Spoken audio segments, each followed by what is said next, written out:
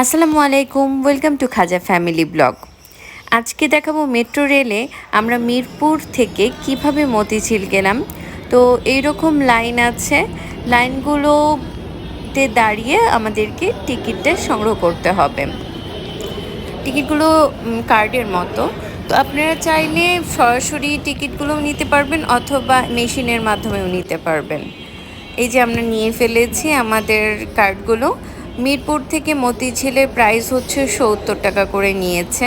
তো দুইজনের টোটাল হচ্ছে ১৪০ টাকা। আর এই মেশিনগুলো পাঞ্চ করে আমাদেরকে উপরে আসতে হয়েছে।